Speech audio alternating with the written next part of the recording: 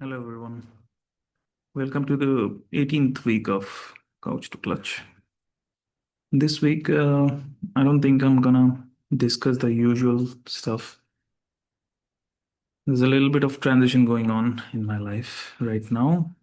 Um, Training is as usual. I have 25 weeks to go till the Hyderabad Cyclothon, which is goal for me for this year. It's gonna be in November, I think, 8th November, the first Sunday of the November, probably. So we have like around 6 months to go, 24, 25 weeks. And I think it's time for me to really focus on getting ready for that race. So I think fitness wise, things need to improve a lot till that point. Body fat needs to go down. The protocols need to be followed. Nutrition regime has to be followed. And yeah, the process needs to be followed basically to ensure success. Whatever the measurable success number that I'm looking at, I think the only thing that I'm looking at is execution in that race of whatever number I end up with.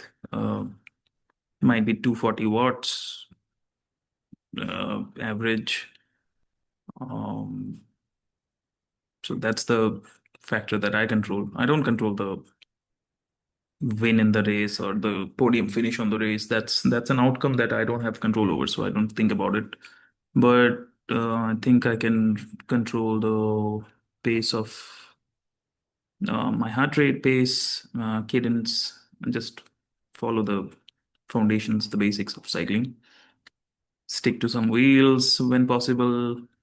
uh, See how the race goes after that. So, and keep a clear head, of course, and try not to get injured or um, you know get into a crash. So yeah, if those things go well, I think the race would go well. And whatever comes out of that race, I'm fine with that. But the preparation till that point needs to be, you know, needs to have the discipline that it requires in this 6 month now. Before that, I have that Chennai cyclothon as well. That would be a proving ground, I would say, to see, you know, where I am at, and if there is some modifications into the racecraft or whatever in the 1.5 months leading after that to the Hyderabad marathon, Hyderabad cyclothon. Uh, that can help.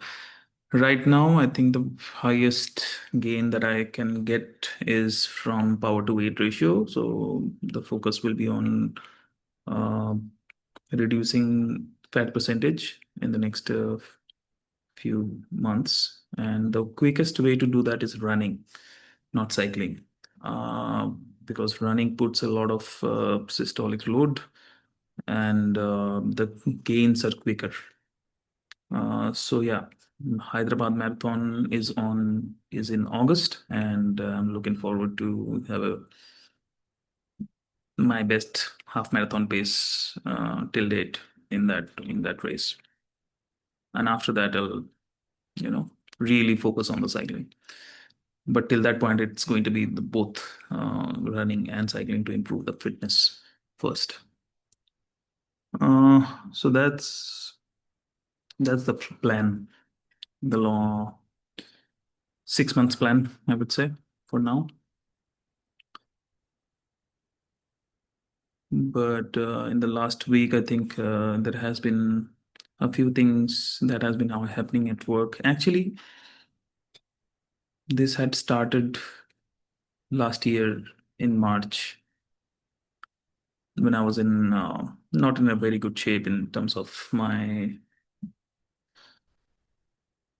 mm, meaningful work, you can call. It was not meaningful anymore. But I was getting frustrated because of that. And because of that, because I was getting frustrated, I didn't want to leave then, because whenever you leave a place because you're frustrated or you're trying to escape from it, I've seen the results are not good because mm,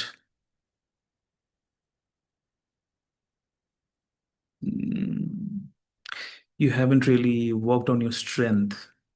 You're you're running away, and that's not strength.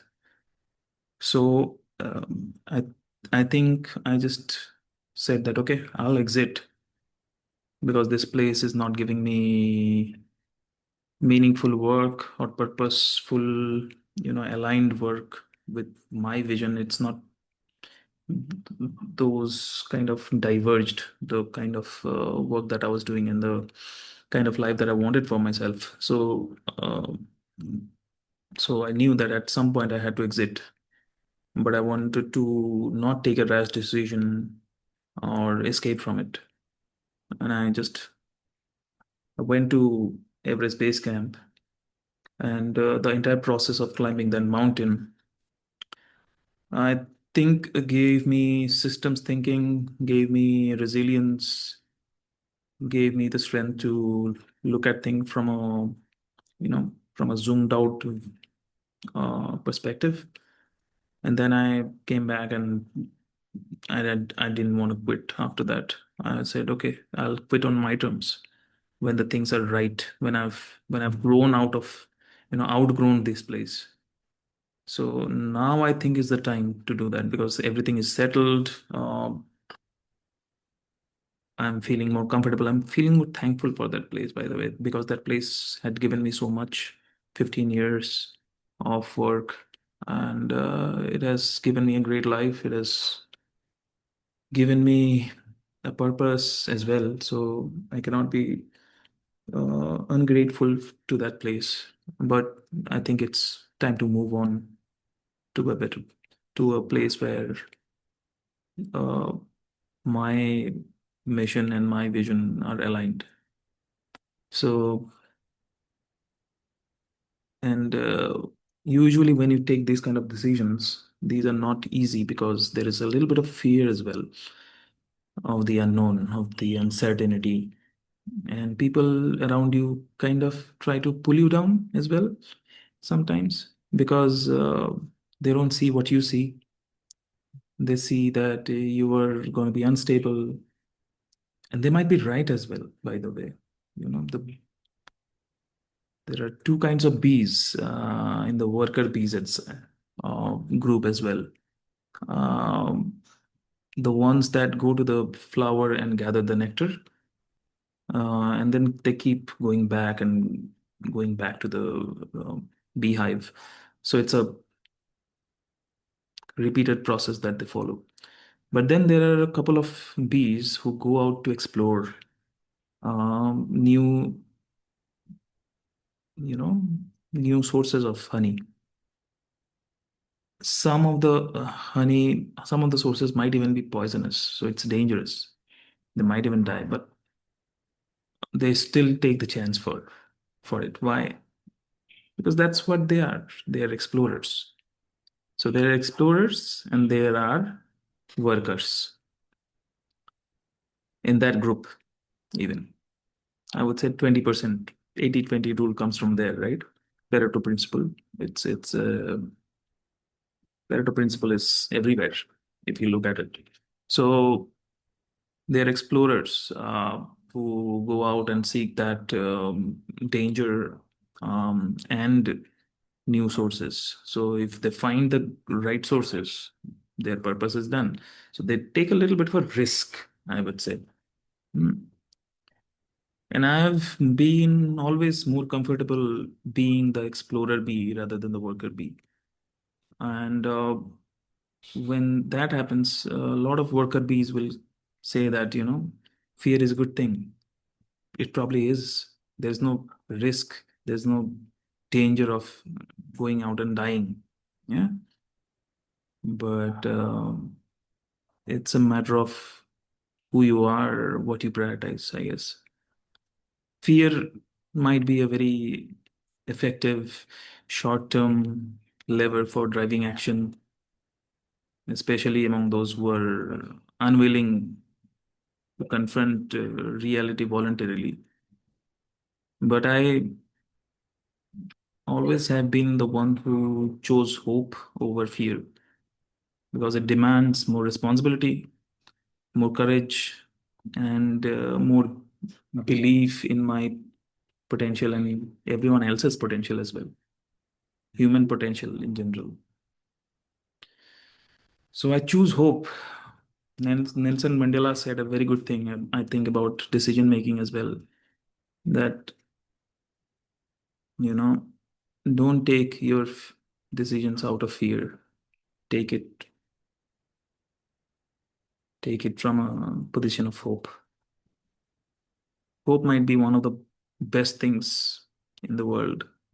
Everyone has watched The Matrix, where there's a dialogue for it. The Shawshank Redemption, where there is a dialogue for it. Yeah, but the other side of hope is, um, the courage to meet uncertainty as well.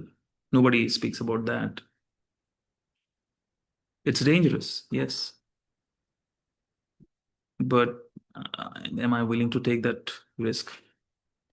Have I calculated the risk? Is it a measured risk?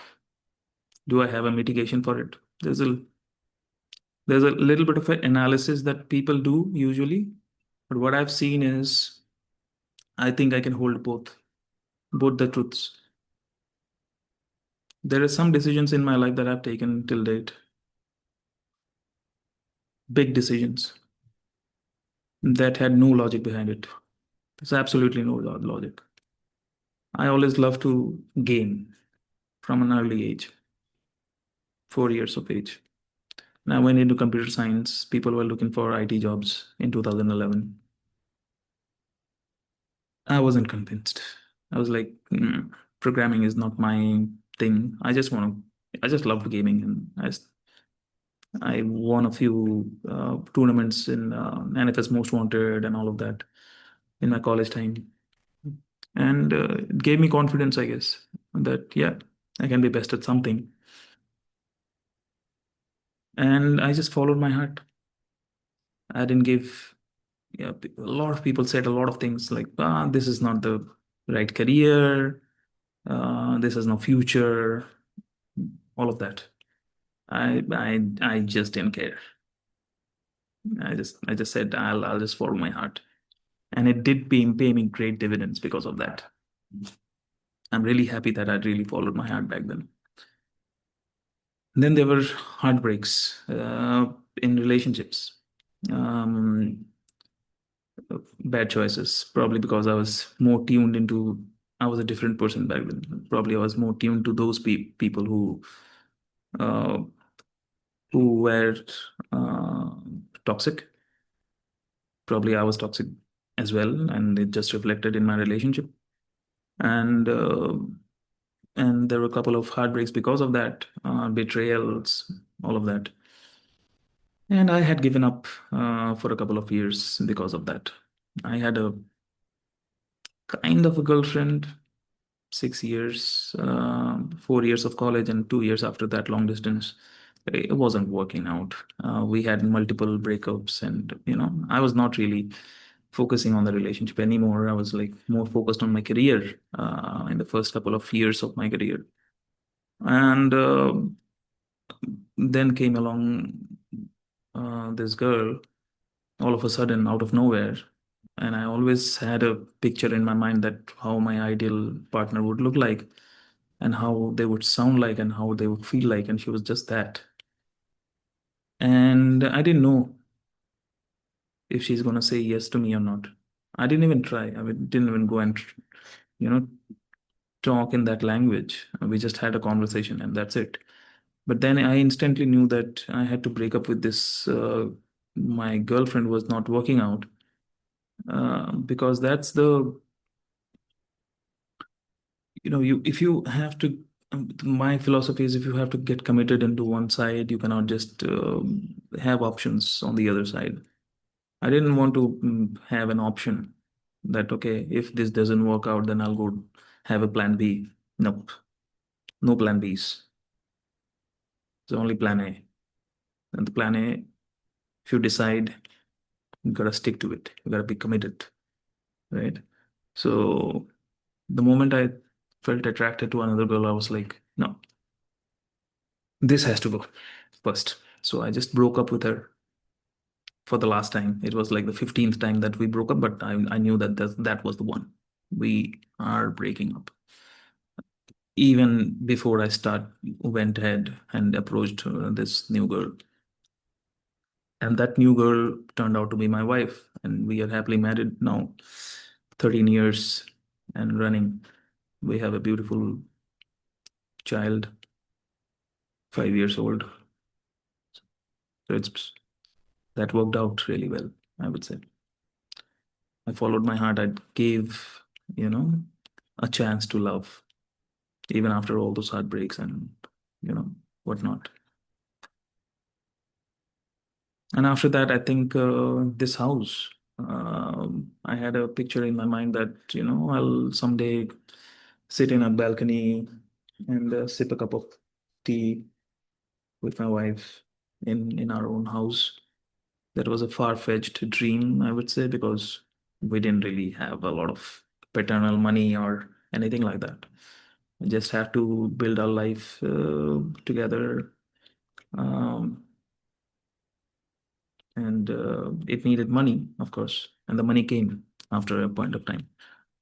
And then we started to build this life, and then we had this house, and this house also was during COVID, where people were afraid um, that house prices will go down, it will crash, real estate will crash, it's a bad investment at that point of time. But I took the chance just after lockdown.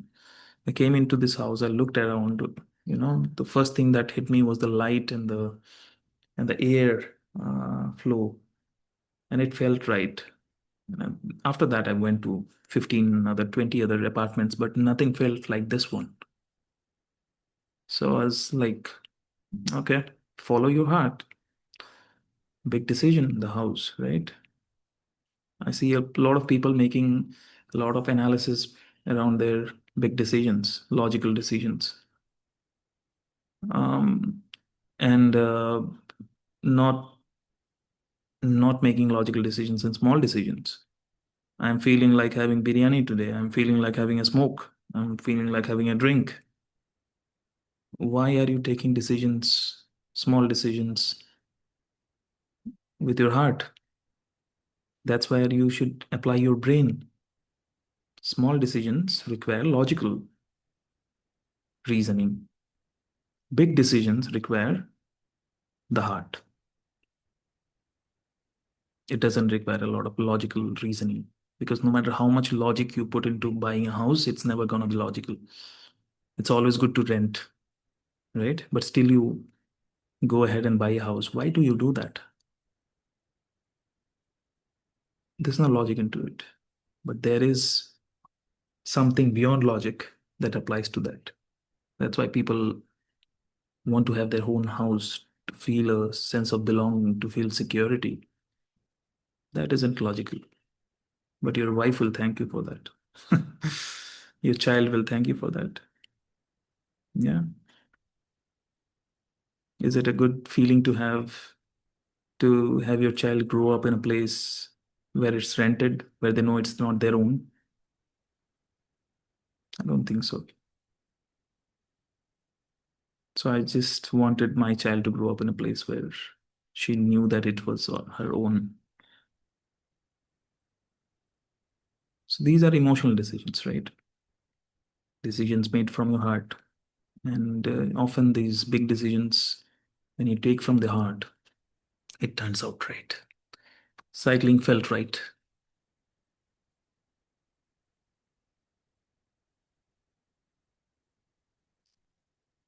Cycling felt right. So I started it. And now something else, service, athlete development, coaching, these things feel right. So I've made my mind to quit corporate.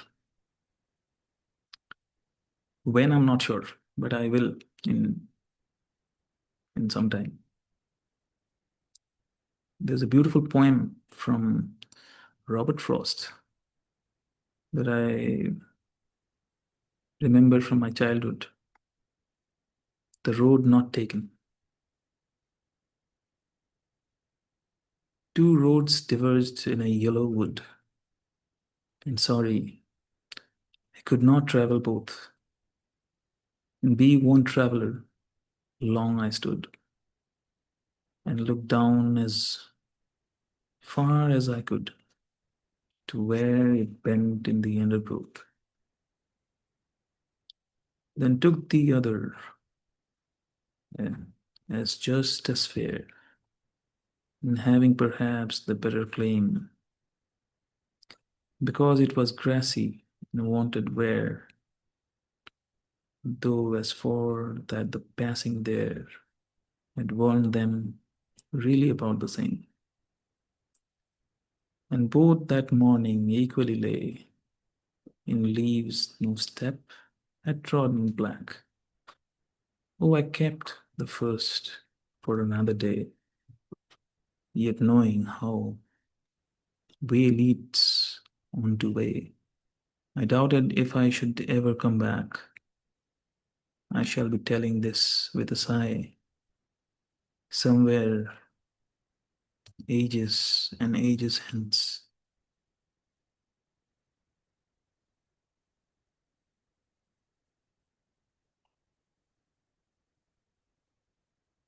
two roads diverged in a wood, and I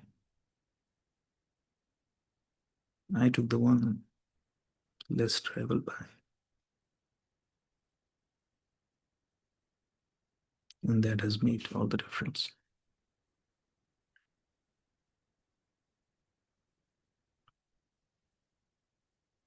That truly has made all the difference.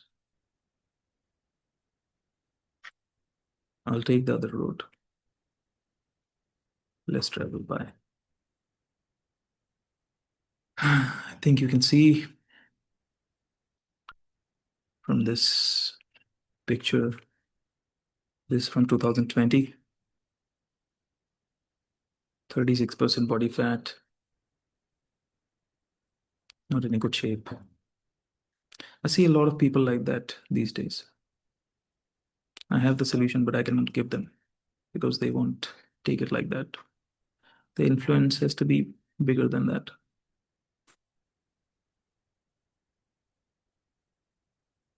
Mhm.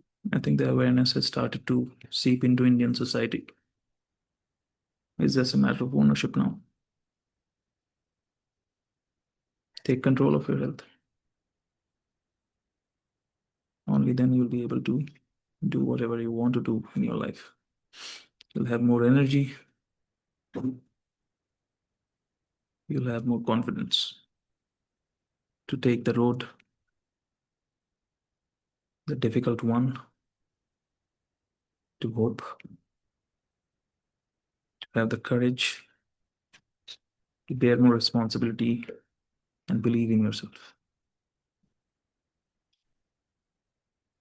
This is Rajit. Thank you for listening. I'll see you next week.